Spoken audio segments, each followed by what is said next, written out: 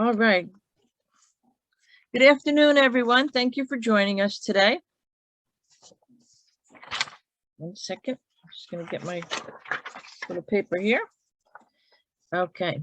My name is Laura McCluskey. I'm the program chair for Angie. With me today is Beth Stoling. She is the director of Angie. She'll be joining us.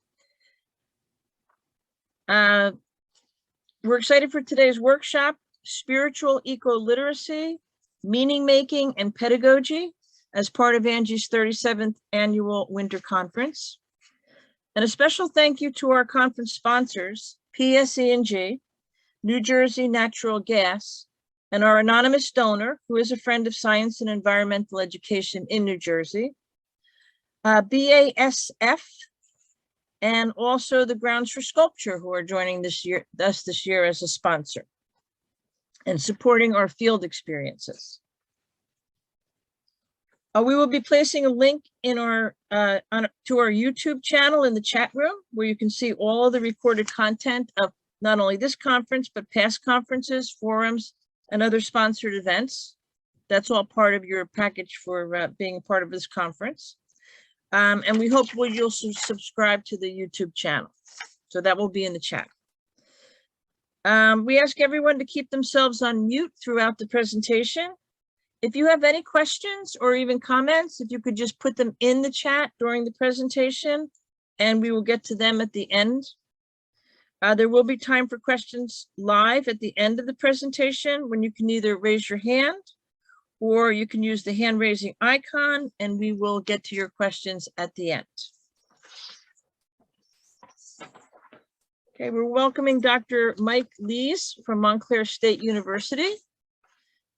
His program is Spiritual Ecoliteracy, and here's a bit of a description of it. Spiritual Ecoliteracy yokes Cosmosapien knowledge acquisition and meaning making with experiential learning using 3 lenses, thus creating the potential for transformation to occur in terms of individual responses to not only learning and application inside the classroom or at home, but also in life as well. Dr. Mike, welcome, and you can introduce yourself and we will get started. Hey, good afternoon, everybody. My name's Mike. It's great to meet everybody here today. Great to read everybody's names, at least, up here on the screen.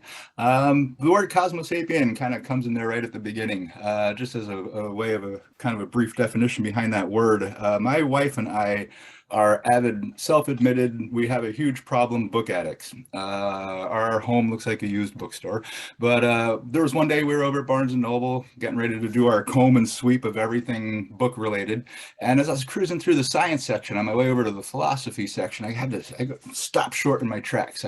This word just jumped out at me, and I remember I keep it right here because it's like a really important thing. So there I am cruising through the book section, and this book was on the face out. If everybody can see that there, but this book was on the face out. And that word Cosmosapiens is nice, big old bold red letters right across the front of the book. That word stopped me dead in my tracks. It just hit me like a ton of bricks, and I went, wow, I could think of no other better way I've ever heard it said or offered for a way of labeling who we are. You know, human being is what we've been using for a very long time, but I've been kind of transitioning to using the word Cosmosapien all the time, because at once I felt this kind of deep connection to space and place. It was this kind of, on a very personal level, it just hit me like, wow, yeah, Cosmosapien. I am a being standing on a planet that's spinning very fast, moving through space very fast, in something we call a cosmos, right? And so here I am on that personal level going, wow, Cosmosapien. Yeah, that's who I am. As I here wiggle my fingers and think about my opposable thumbs and all that kind of fun stuff. And then in the same turn, I was like, wow, on a social level, that is an incredible way to cut across and through so many different identity divisions that we have with this thing we call language and labeling, right? You know, when we talk about language and labeling, we use a lot of different descriptors to describe things. And when I saw the word Cosmosapien, I was like, well, that's a really holistic way to think about ourselves as beings. And then on that ecological level, yeah, for me in that moment, it connected Earth to cosmos. And it kind of had that kind of fun Carl Sagan moment where you're just pale blue dot, stardust, all that kind of fun stuff. So yeah, Cosmosapien is a word I've been dropping a lot and a word I've been using in my classroom a lot, and that idea of finding a word or finding a word through language that works towards the idea of recognizing interdependence or interbeing, or words that I like to use and describe there to go after Thich Nhat Hanh and some of Thich Nhat Hanh's teachings on ecology and the Zen of Earth and teachings along those lines. He uses the word interbeing to describe the nature of interdependence.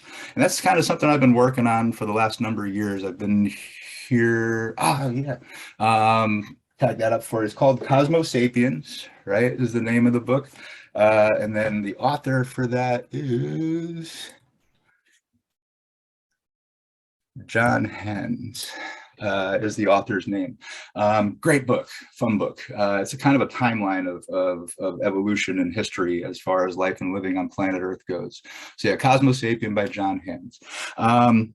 So yeah, I've been using that word in my classroom a lot, and I've been, presenting here at Angie for a good number of years now since finishing my dissertation. And my dissertation had to do with ecoliteracy. And so what you're getting from me today has been a personal evolutionary process of exploring ecoliteracy and being able to use ecoliteracy for pedagogical reasons, rhymes and reasons. And for me, I try to work with that from grade levels, pre-K all the way up through college, in this idea of ecoliteracy. Now, spiritual ecoliteracy. I added a word here. My initial studies had to do with ecoliteracy. Ecoliteracy is a word that was coined by Fritjof Capra at one point in time, as well as David Orr. Orr and Capra worked together for a little while at one stage of the game. They're looking at educational paradigms and thinking about this idea of, well, how do we work with introducing ecological thinking into mainstream? How do you make that work? The word they popped out was ecoliteracy, right? Now, ecoliteracy, by definition, means learning how to read the world using your head, heart, hands, and spirit. Okay, is the way that they define this. And when they say learning how to read the world, ecoliteracy doesn't mean you're reading Thoreau.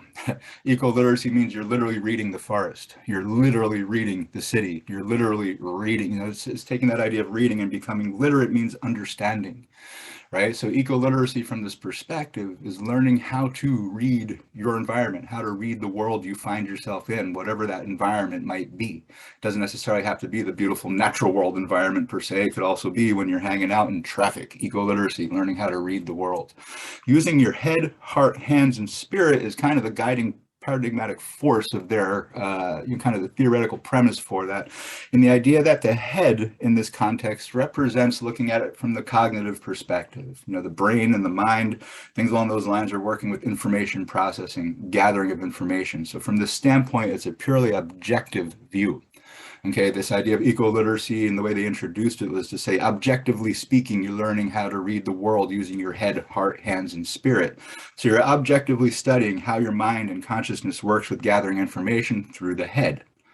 The heart, and how they define the heart in ecoliteracy, gets into the idea of intelligence. So you have this information, you've gathered this knowledge, you've gathered this information. Now the heart's going to go to work. The heart, basically, in this particular kind of context, has that idea of the development of intelligence, what to do with the information. It's one thing to have information, it's another thing to know what to do with the information. So the heart is working with that idea of taking that information and crafting it into a form of intelligence. Here they talk about social intelligence, emotional intelligence, ecological intelligence, and I throw in there spiritual intelligence, coming from that kind of perspective, but what to do with the information that you have. Now, of course, the idea here is that that information cannot really be worked well unless there's the experiential aspect coming into play. It's one thing to have the information, it's one thing to think about what to do with the information, but the third element, hands. It is through experience and hands-on experience that you begin to test that knowledge, work with that knowledge, and see how that knowledge works in your space and place, right? For you as a human being, what does that look like? So you have the information gathering, you have the knowledge. Now you begin to think about, well, what am I going to do with that knowledge? It's one thing to think, but now you need to do. So hands is where they introduce the experiential paradigm, and this is where you'll hear from the School of Ecoliteracy and people working with this and everything. A lot of this has to do with the idea of using experiential education, outdoor education, that idea of the very Deweyan perspective, without sense-based contact and without that idea of hands-on, that knowledge isn't going to go anywhere, and you won't really know what to do with it unless you actually just get in the dirt and test it. Okay, so you have head, heart, hands. Spirit is the other word that they use on the tail end of this. Now, when they define spirit, okay, for the word ecoliteracy here, it's originally introduced by them as language. They say, well, it's through language, that all these connections get made, right? And that idea of language being our form of communication. So head, heart, hands, and language, right? The language there basically saying you have the knowledge, you have the information, you're testing what to do with that information, hopefully developing the intelligence along the way. And then now you know how to talk about it. Now you know how to bring it. Now you know how to present it.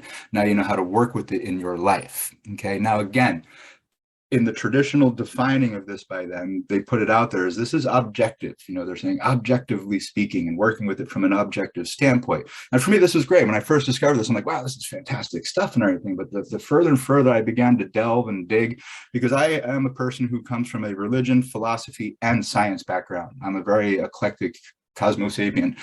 When it comes to schools of learning, I love schools of learning from all different directions. So yeah, I have this very big blend in my own background of religious philosophy, Eastern and Western, indigenous, and science. I have a very big ecology background, right? So this is what, kind of flew me around in this direction. As I'm looking at this and I'm looking at this and I'm thinking about it, I'm like, there's an element missing here. And I'm like, well, what about the subjective?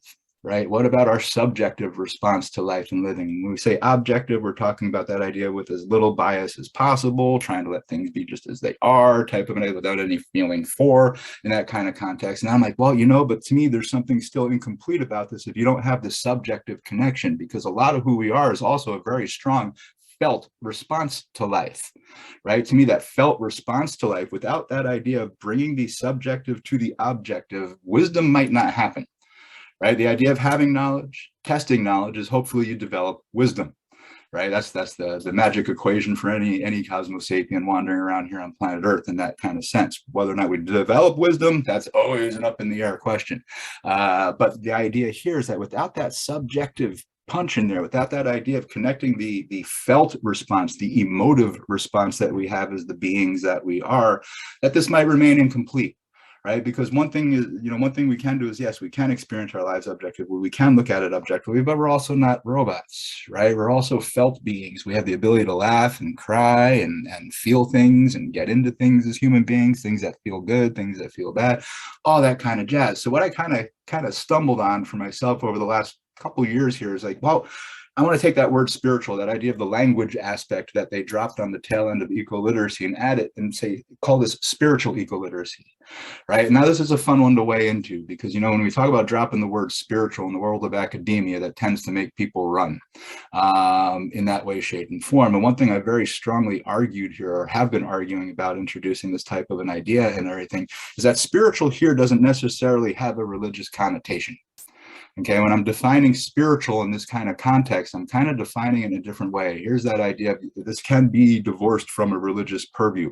When you think about, well, what is the word spiritual? What does the word spiritual mean? The way I kind of worked a definition for it is to basically say it's the uniquely creative expression of humans, Cosmosapiens, taking a particular teaching or teachings, any teachings, and bringing them to life in an engaged effort involving commitment, purpose, and dedication. That's a big part of who we are, right? Such efforts support the establishment of meaning making, connection, and motivation. So this is where I also come flying into some of Maslow's work and all that kind of jazz and everything, and get into it from that perspective. But the uniquely creative expression of humans taking a particular teaching, and this is why I say this is something that can be applicable to any discipline, any field of learning, any field of schooling, any field of learning that we do as the beings that we are, but taking a particular teaching and then bringing them to life in an engaged effort. When you talk about that idea of in an engaged effort, when we feel passionate about something, when we feel strongly about something, when we feel for something, we do end up in our own special ways creating a sense of commitment. And it is through that sense of commitment that we find that idea of purpose and motivation, being the kind of idea here that, yeah, as the beings that we are, we're very purpose driven. The idea of why do I get myself out of bed every morning? It is a little more than just to walk my dog, but it is also to walk my dog in sub-zero temperatures and realize it's really cold outside, type of an idea. But yeah, it's this idea of commitment, purpose, and then there's an idea of dedication here. Being in the field of teaching or being a student in that kind of context all takes a heavy duty level of dedication to frame that in the environmental context of the way our world looks today, it takes a lot of commitment, purpose, and dedication in working with what is happening with planet Earth right now. And that's why I've come out very strongly arguing at this stage of the game that if we do not find a balance between the objective forms of learning and the subjective forms of learning and find that same interbeing between objective and subjective, learning is always going to fall short of being able to develop wisdom. So that's my argument, is this idea that without connecting or yoking together the objective and subjective, all of our efforts are going to constantly continue to fail. There needs to be that healthy balance of both. The science is very important. The philosophy is very important. And then in the same turn, how the felt responses and how we move and feel moved by something in that idea of information gathering, right? Is the way that I think about that. So that's where I think about the word spiritual, right? So again, to me, can one be religious without being spiritual? Can one be spiritual without being religious? Absolutely. Can this idea of spiritual be applied to the many different disciplines of learning that we have for ourselves as human beings? Yes, in the context of spiritual, basically meaning purpose-driven, dedication, meaning-making. One of the most beautiful things I think of as far as who we are as Cosmosapiens type of an idea is that notion of meaning making, right? We are storytelling beings. To me, the stories that we tell are an incredibly beautiful thing. Our understandings of our relationship to life and the cosmos and everything began with mythology, began with creation stories, began with all these different ways of trying to describe who we are as we watch a yellow disc move around in the sky. Then the stories of science come and begin to say, well, here, this is, now we can really begin to know some really down home nitty gritty stuff about the nature of reality. And then all this getting yoked together with how we feel, right? And how we bring that notion of feeling to it. So from that standpoint, spiritual ecoliteracy is ecoliteracy infused with meaning making, purpose, and motivation. Spiritual ecoliteracy is individually and collectively developed ecoliteracy that understands the underlying motivations that drive human purpose and meaning making. So yeah, one way that I break this down, I'm like, well, how can something like this be used to read the world, right? Again, ecoliteracy, learning how to read the world with our head, heart, hands, and spirit language, and now this idea of spiritual ecoliteracy being yoked to it. Well, one way I thought about that is, hey, there's three lenses you can use here. There's this idea of putting on a set of glasses. There's three lenses that can be used here to address this idea of spiritual ecoliteracy. The first lens is on the personal level, right? So lens number one is, put this up here for you. Personal. Lens number one is the personal level, the personal lens. This is the idea that if you're approaching a particular topic, if you're approaching a particular teaching or a particular discipline, the idea here is to look at that topic on the personal level. What is this teaching you about you? The idea of the personal level here in this kind of context is that idea, well, what is it teaching me about relating to myself and relating inwardly, right, would be the way to think about this. So if we're studying, say, for example, a riverbed, or if we're looking at a freshwater biome, or if we're hanging out on a city street type of an idea, on the personal level, what's going on for me here? To take a look around, what am I feeling internally? What's getting triggered internally here? What am I understanding about myself, okay, as I'm standing here experiencing this particular moment and whatever it happens to be? Or if this is in the classroom, how does this relate to a teaching in business, or teaching in ecology, or teaching in philosophy? On that personal level, hit that personal level, ask those questions of who, what, where, why, when, and how on that personal level. This is that idea of, yeah, well, what's happening internally here based on what I'm experiencing out here as I'm learning how to read my place in space, right? The next lens, okay, lens number two, is, the social. Okay, the next lens is social, personal, social. Next lens is this idea of, okay, well, you've got that personal level established. Socially speaking, what am I learning in this particular teaching or learning in this particular space and place as it relates to me and what's going on around me, self and other? Now, when we define or think about this idea of self and other in this kind of context, the idea here of other can be anything. Other can be the teaching we're looking at in this particular moment. Other could be the dog. Other could be the squirrel. Other could be the river. Other could be the stream. Other could be the ocean, the lakes, the sky.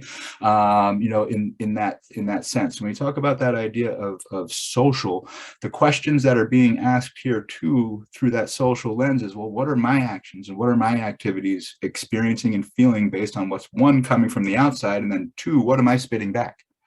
When it comes to that idea of understanding relationships. So social takes it to that idea of looking at interdependence or interrelatedness, or that idea of interbeing. Okay, that idea of how the personal and social actually work as one and the same, as far as that idea of creating either positive or negative feedback loops, right? Or working it from that kind of direction. The third lens is going to be sorry, the print on my computer is really tiny and I'm blind these days. Ecological. Okay, so you got personal, social, and ecological. So the third lens that I throw down here for this idea of spiritual literacy is the ecological lens. Ecology, the study of systems, the study of interdependence, the study of the parts that make up the systems, that systems are more than just the sum of their parts.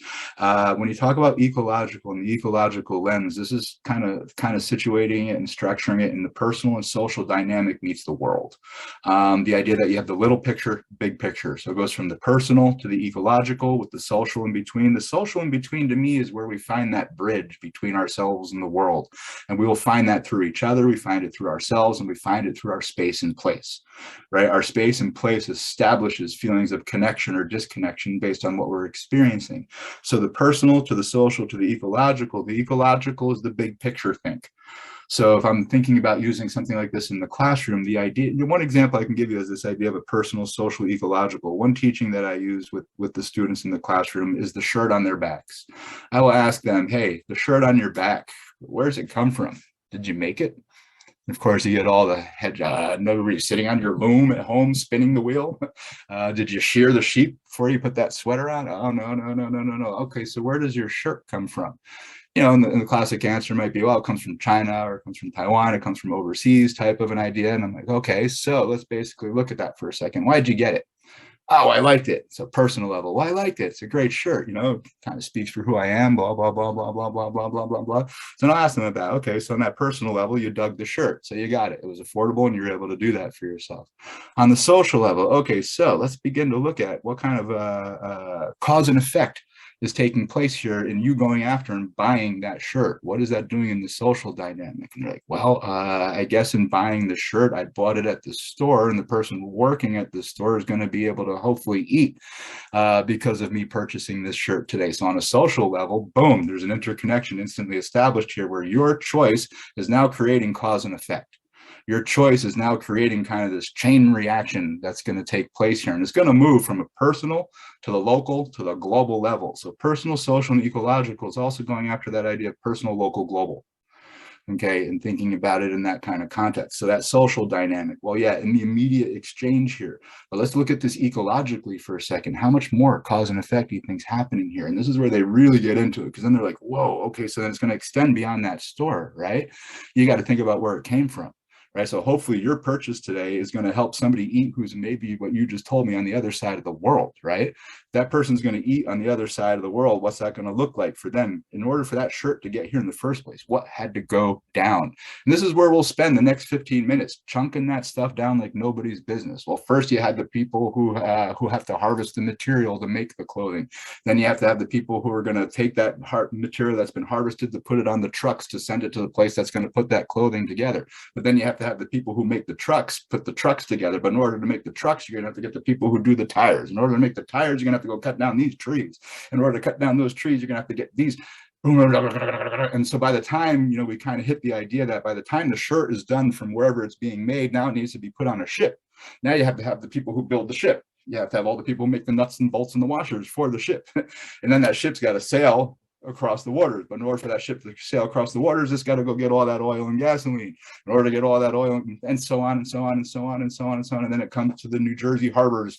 And then you have to have the people who build the New Jersey harbors. But then before you even get it from the New Jersey harbors, it's going to have to go on more trucks. And then it's going to have to go from more trucks. It's going to have to go to the store. But if you're going to have a store, you got to have a mall. If you're going to have a mall, you got to have this. And then so by the time it gets all the way back around from this full big old picture perspective to that moment where you're exchanging your $4 or $5 or $20 or whatever it is for that shirt, your action today went from the personal to a global level, whether you're aware of it or not. Okay, so eco-literacy and spiritual eco-literacy in this kind of context is to also ground that in meaning making. So if you're going to go buy that shirt, right, we're going to ground this in this idea of meaning making and thinking about cause and effect and thinking about how our actions have cause and effect in this life and in this world. In that notion of meaning making, yeah, the action ultimately speaking is helping the idea of is at the end of the day, this entire exchange helping everyone involved get food, clothing, and shelter. Right, to bring it down to that basic rudimentary survival level in that particular moment is are you aware of where your clothing is coming from? What is the background of the company? Is the people who actually made the shirt even going to see a dime of this? And that's where I hear students talk about, yeah, you blah blah. Nike at one point in time got busted for this, and Gap got busted for this, and blah blah blah blah blah. It's like, yeah, do you know where this stuff comes from? And they walk away with this idea of, wow, I've never thought about it that way before. And that's the most magic words you can ever hear as a teacher. They said it, but yeah, I never thought about it this way before, because again, there's this idea of you throw out $4 and you want your cheap t-shirt, but your cheap t-shirt's going to have cause and effect. So one way that I introduce this idea of spiritual eco-literacy is to be able to create those kinds of aha moments for students, to have that kind of aha moment of like, wow, ding, light bulb goes off. This isn't just me. This affects everything around me. This also ultimately affects me. Right, in that way, shape, and form. So it's this idea of going from personal, local to global, using this personal, social, and ecological lens, and then introducing through each lens different pedagogy or different ways of working with those teachings in order to be able to kind of draw out that aha moment for students, right? To have them have that kind of light bulb go off and go, wow, I never really thought about buying a shirt having such a deep impact. Right, such a deep way of thinking. I also come from a very strong deep ecology background and everything. So part of this idea of spiritual eco-literacy in this moment too is about that idea of being able to go below just the surface, right? To be able to dive, with the philosophical background that's also kind of infused into this theoretical thinking I got going on here. It involves critical thinking. It does. It involves that idea of asking the good questions, asking the tough questions, asking the deep questions, to be able to really delve and dive into, what is the meaning making? What is the purpose? What level of commitment does it take to see that this is happening in a good way? To think about it ecologically, what does buying that shirt do environmentally speaking? What does that shirt do on a social level for all the humans involved, right? For all the people involved? And then, at the end of the day, what does it do for you? Can you feel good at the end of the day about what you're wearing on your back, knowing what you know about where it comes from, who made it, what the whole deal is, right? So it's that idea of creating, at the same time, working with the notion of sustainability, but doing it with mindfulness and purpose, having that level of mindfulness. Mindfulness, to me, in that sense, helps develop that notion of critical thinking, right? To be able to think critically in that idea of asking the right kinds of questions, to be able to dive deep into something, to also to have no fear in finding out what you might get as answers, right? To work with that idea of, well, if the answers aren't quite what you were looking for, then what needs to change? Kind of had that conversation with some students in a class this morning, because one student said, I just really want things to go back to normal. And right now I hear that and I just cringe. There's a part of me that goes, and I actually whipped around in class and I went, I don't. And they're all just kind of like, what do you mean? And I'm like, I don't want to go back to normal. Why? And they're like, why? Why do you mean you don't want to go back to normal? Like, normal is what got us to where we are right now. I don't want to do normal again. If that's normal, I don't want to repeat what just happened, right? This is an opportunity to create change. We need to change. Obviously, something was not working that we find ourselves in this space and place. Right. So they're like, oh, I'll go back to normal. And I do. For me, it was such a knee-jerk reaction this morning. Like, no. And they're like, whoa, type of an idea. I'm like, I don't want to go back to normal. Normal's how we got here. What we have here is an opportunity. What we have here is an opportunity to dive into that personal, social, ecological, and go, well, what within the systems are not working? that needs to change, that we find ourselves in this situation because, again, normal, it didn't work. We can always get into the philosophical question of define normal to begin with, but that's a whole nother conversation for another day. But yeah, it's that idea of making that contact for them in that moment, grounding it personally, grounding it socially, and grounding it ecologically, in that idea of learning how to make the connections, learning how to see that, yeah, what I do has cause and effect, whether I'm thinking about it or not, right? Whether or not it's coming into my field of experience for awareness or not. Now, the practice of spiritual ecoliteracy, the idea here is like, if this is being used as a pedagogy, or this is being used as a way to generate knowledge and meaning making and working towards that idea of hopefully achieving wisdom in our lives as human beings, what are some of the things that I see that helps with this? Well, one, I think knowledge building can increase. When it comes to that idea of connecting knowledge with experience, we tend to remember things more. As the beings that we are, we tend to remember better this idea of knowledge once knowledge is truly tested, right? So here's their capacity to build that kind of knowledge to help students or help people understand the actual connections that exist between everything we do on a personal, social, and ecological level. To bring mindful awareness to that idea of interdependence, interrelatedness, that, yeah, the exchange of money and everything just for a t-shirt has interdependent cause and effect, an interbeing related notion of cause and effect. And then, yeah, again, the fruition of this, hopefully acquired knowledge and the manifestation of wisdom in our lives as human beings, is one way that that's thought of. Now, an assignment that I've used over the last number of years in my classroom that I've given to students has been something I call a tree journal. I use a tree journal. And what I created for the students was an entire exercise that runs for the course of the semester. So basically what the students will do in a nutshell is that the students will basically have to find a tree, either on campus or around home. And what they're going to do is befriend that tree for the entire semester. They're going to make friends with this tree. They're going to hang out with this tree. One of the very first assignments is, well, what is your tree friend's name? What does your tree friend look like? And I ask them to either draw or take a picture of the tree type of an idea. I've gotten paintings from students of their trees over the years and stuff like that. But I'll ask them, you're going to introduce your tree. And what I'll do with this tree journal is over the course of the semester, there's a whole bunch of guided questions that every other week or every 2 weeks, they're going to go hang out with their tree and answer a series of questions. That series of questions will begin with the personal, move into the social, and then move into the ecological by the end. Okay, so it's a tree journal, and the subtitle of the tree journal is, if a you fell in the forest, would you make a sound? In that way, shape, and form. So the journal exercise itself and the questions that I use in that journal steer them in that direction of personal, social, and ecological. But what I do as far as the tree journal is I leave it completely student-centered. I'm a giant John Dewey philosopher. But what I do is I leave the teaching is student-centered, and what I basically tell them, you got free license. However you want to make this happen is up to you. You can use dance, you can use music, you can use art, you can use poetry, you can use prose, you can just answer it like essays if you want to, type of an idea. So I give them free license. However you want to manifest your relationship and your conversation with this tree, go for it. And I've gotten great stuff from the students over the semesters. Amazing. I have collections of paintings around me. I've gotten poetry. I've gotten one student was a comic strip artist, and he actually did a whole comic strips. I looked forward to that every 3 weeks. I can't wait to read the newest comic. In that way, shape, and form. I've gotten oil painting on canvas from students. I've gotten music. That's students that have been musicians. Did the conversation through song and through music as opposed to just verbal dialogue. So it's a full creativity oriented exercise as well, because that's the other thing that I also think about with spiritual ecoliteracy is tackling and getting into creativity and having creativity be a part of that, and actually using the word creativity in there, because creativity is how we work with problem solving. The other aspect of this notion of spiritual ecoliteracy is to work with the notion of problem solving, because again, that's another part of our dynamic, part of our learning experience for ourselves as human beings, is to work with that idea of problem solving.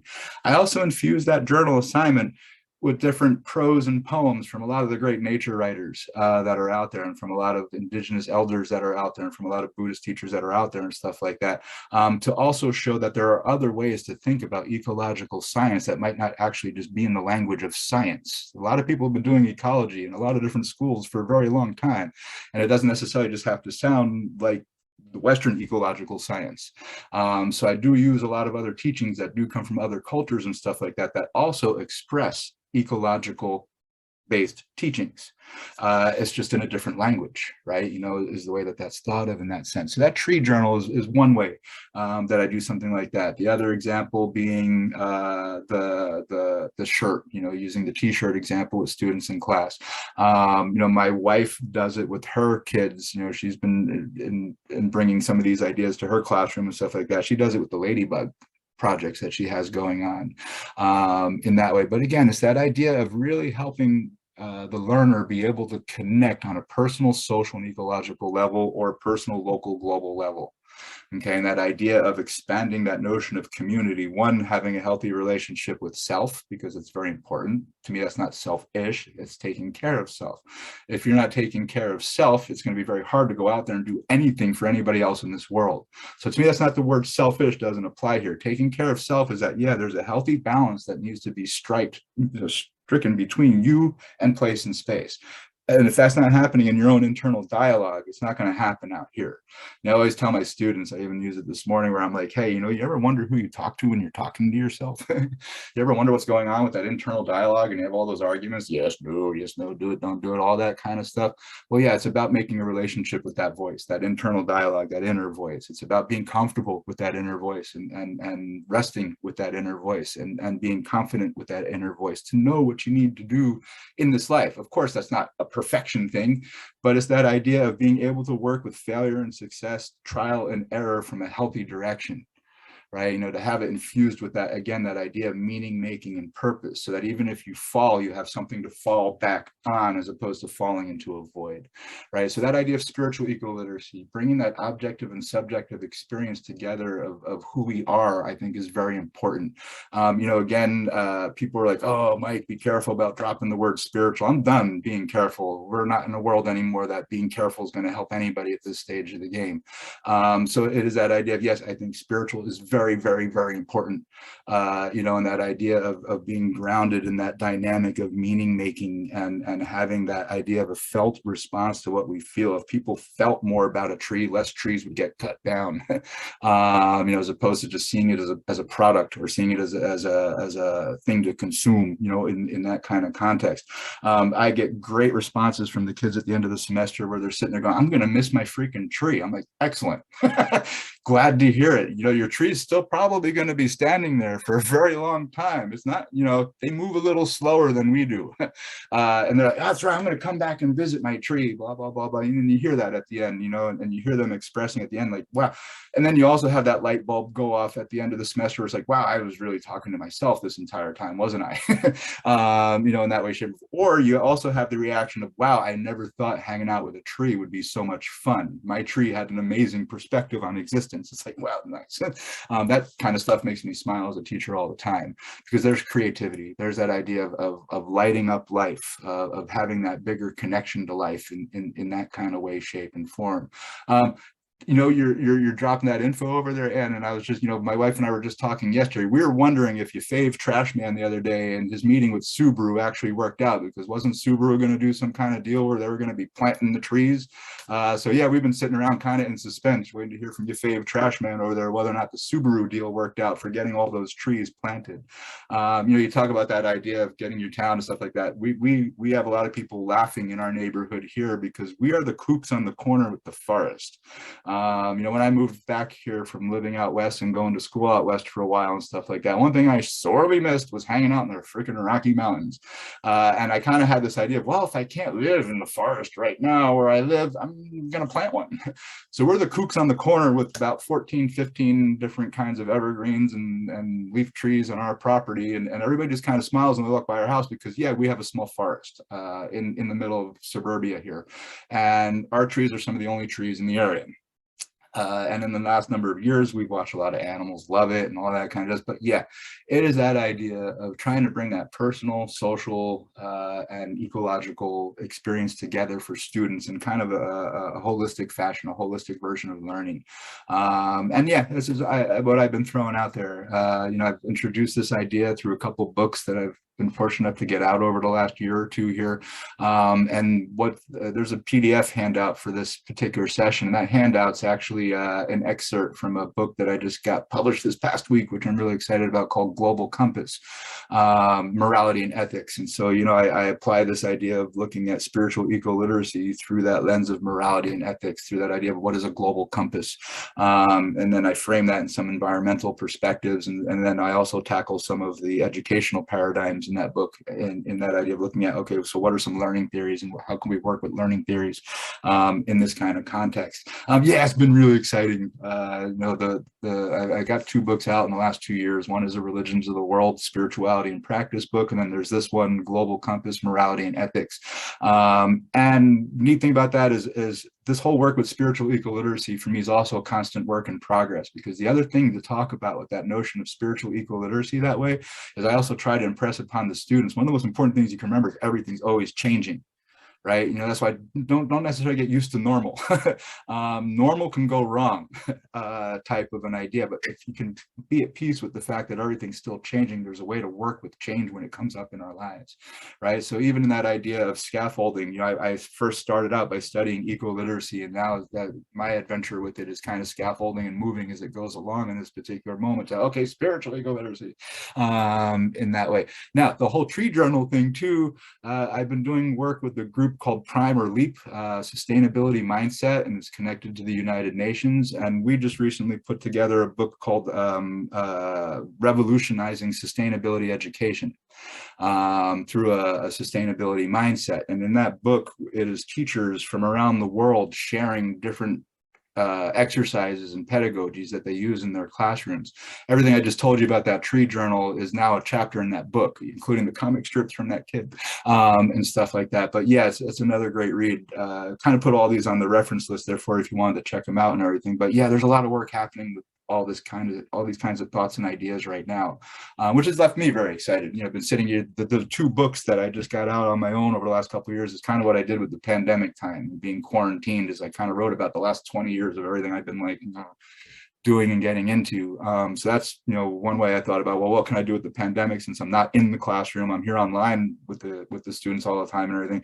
But at the same time, what can I offer while I'm quarantined? So again, for me, that idea of that personal, social, ecological has been with me all my life. And that idea of, well, what way as an educator, what way as someone who works with teaching and learning, can I share that? Can I bring that too? And that's why I kind of framed it in this idea of importantly tagging that word spiritual on there to express meaning making, storytelling, purpose, commitment, dedication, right? Kind of coming out of it from that side.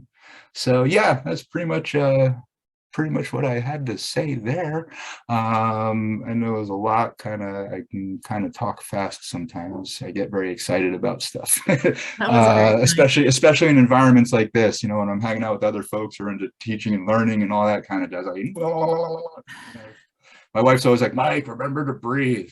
But yeah, you know, I just get very excited.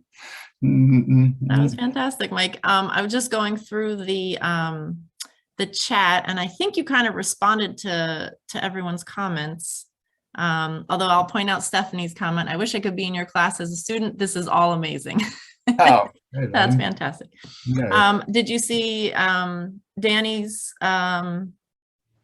comment to Speak for the Trees by Diana Beresford Kroger is very insightful. Oh, go ahead. No, I'm learning how to use my new progressive lenses. Oh. Speaking of change and aging, to Speak for the Trees by Diana Kroger is very, I have not heard that one. I have to check that out. Or some Finding the Mother Tree. Okay, I have to check those out. No, I do not know those 2 titles.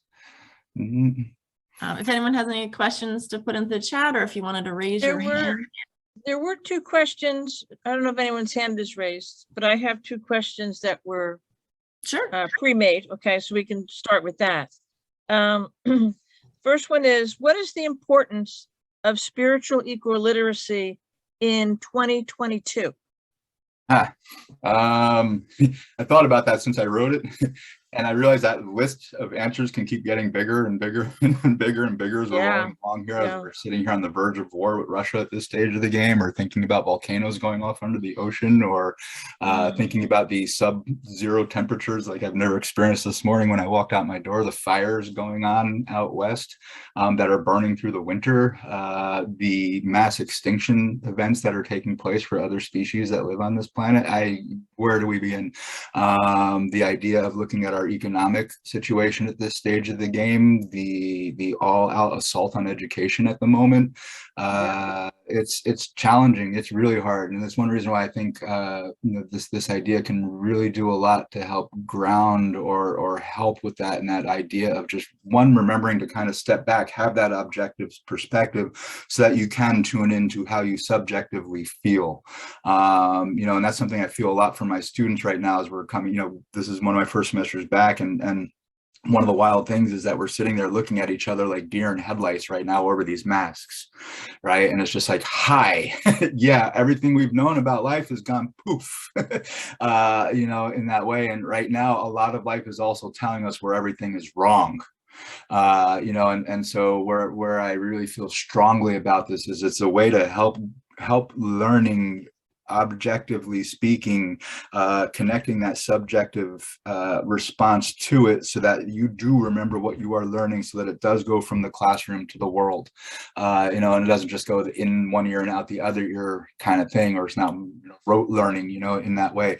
The idea here being, again, is it's only through that aspect of making the connections, having that connection. And I do think it is very important right now. I cannot say more important than ever before.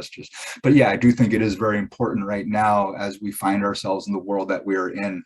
Our relationships to one another are very hard right now. There's a lot of stuff happening in our society. There's a lot of opinion. There's a lot of hate. There's a lot of anger. There's a lot of rage. There's a lot of division. And I can't help constantly feeling like I'm in a state of everything's on a simmer right now and on a boil, and everything's just kind of. And so the whole idea is, how do you sit here when everything's doing this and go, okay, how do I gain perspective in all of this, kind of pressure cooker we find ourselves in as human beings? Another exercise that I do use with my students is I do a 5-minute mindfulness exercise to the beginning of every one of my classes, where we just sit for 5. We just sit and we follow our breathing for 5 minutes. I use a bell that I sound for the beginning of the 5 minutes, and I use a bell to sound for the end. And it's an exercise of just sitting and being present for a moment. I call it sit for 5. I literally call it sit for 5. This is your chance to just sit for 5. Take a breather, breathe, remember, just to allow yourself to be with space. And I'm a 2000. See, I've been almost 12 years now, I want to say, maybe 2010 or 11. I am terrible with linear time. I am not a linear time being. So I would say definitely more than a decade at this stage of the game. But yeah, that sit for 5 exercise is one exercise I also use with this idea of spiritual ecoliteracy. That idea of just being with space and place, personal, social, ecological. That sit for 5, bringing that idea of decompression. That I even told them this morning, because I introduced the sit for 5 this morning. I said, chances to kind of go and just let all that air out. Just let it out for a second, because the only thing you have to do right now is just be. Nothing more, nothing less. All you got to do is just sit here and follow your breathing. And that's another thing students have really come to enjoy over the years. I have been using that exercise for 20 years now. And I have had students that will come back semesters later, if they're still in school, and say, Professor, I don't have class with you this semester, but I'm on my way to my other class, which meets 15 minutes from now, but can I just do the sit for 5? With the class? So I've had students return just to come and hang out for that 5 minutes again. I've had students write me emails years later saying, yo, I've used that sit for 5 in so many different situations in my life. I had one that went on to be a coach, and he's got his whole team doing it. And they say, when we go into those games, we play well, and all that kind of, but it's that idea of grounding. Part of what I'm really trying to introduce with this idea of spiritual ecoliteracy is that idea of being able to ground what we teach and ground what we learn in that idea of experiential, in that idea of being in touch with it through what we know, knowledge, objective, and then how we feel, subjective, emotive, in that way. And then hopefully through that idea, the connection is a greater awareness and maybe hopefully a greater respect and a greater level of sharing for this life that we live together as human beings. Yeah. Very good. Are there any other questions from the audience? If you want to unmute. Yeah, nature does give us a wonderful outlet to focus. Absolutely. Yeah. I think that was it, right, from the audience? Okay. It was just interesting when you were saying that, you know, taking that few minutes time for yourself. And our young people don't know that because they've grown up in this fast-paced society, high school and college kids. And that is really what I think 2022 is going to bring us back to. With all the things in our society that sort of are shifting us into a new direction. I think it's going to shift us, and I'm an optimist. Oh yeah, me too. I'm a diehard. My wife and I call ourselves, we're extreme optimists. Yeah, I'm gonna. Yeah, I am always full of hope. Yeah, I really am. Yeah, and I think it's going to shift us into a better understanding of ourselves, of course, but then hopefully of the world around us as well. Look at the supply chain issue, right? So everybody can't get their favorite English muffin at a store, and now you're worried about how it gets here, where it comes from, who's holding it up, and why can't I have it? What happens when it's gone? Yeah. What happens when it's gone? And that's perfectly all right, even if it's a selfish reason. People now know that there are ships sitting off the coast of California that are holding our things hostage, and that's that's the kind of wake-up calls that I'm seeing all around us these days. That's a question I'll ask my students. I'm like, how many here, are able to do your own loaf of bread? It's like, how many, able to, and they also look at me like, and they're like, well, you got to get, all you got to do, you get the flour, you get the, I go, no, where are you getting the flour? Where's that flour? And I break it down like, when's the last time, you butchered your cow for dinner? When's the last time you plucked the feathers from a chicken for your dinner? Did you grow your broccoli? And then you all just kind of get this look of like, oh yeah, you walk into Stop and Shop, all that work's been done. I think it's a great program. Yeah. Okay, I think is this wrapping up now, Beth, you think? Are we done? Dr. Lee, we're going to wrap things up if that's good with you. Thank you, everybody. I love Angie. I love these conferences. It's so awesome to be able to, this for me is a great place to be once a year like this. I love it. Yeah, we love having you. That's fantastic. To ground in and say hi, everybody, and share in what everybody's got going on. So it's always enjoy this. So we'd like to thank our presenter, Dr. Mike, and appreciate your time here today. And we express gratitude to you for the wonderful work that you are doing. So thank you for that. The evaluation link is posted in the chat room if everyone wants to check that out and do your evaluation of this program as well as others you've attended. Also in our program is our YouTube channel, so you can see this program and all the other programs of our conference. That was part of the package of signing up for this conference. And you can go and watch these programs again. We'd like to thank our conference sponsors, PSE&G, New Jersey Natural Gas, our anonymous donor, and BASF Corporation, and the Grounds for Sculpture for supporting our field experiences. Reminding you, if you signed up for a field experience, that will be taking place tomorrow and Sunday. Dress warm. Dress warm. Yes, and bring an igloo. Yes. So that's it. Thank you everyone for attending. We appreciate everyone's support. And again, Dr. Mike, that was just wonderful. I'm going to go sit for 5 now. Nice. So, yep. Thank you so much. And thanks to Beth. Yep. Thanks to Beth, our Angie director. Yeah, Beth, thank you for everything you do. Yep. Of course. Glad everyone could be here. Thank you. Thanks, Mike. Thanks, Laura. Okay, you're welcome, Beth. We'll talk to you soon. Take care. Have a great day, everybody. That's a wrap.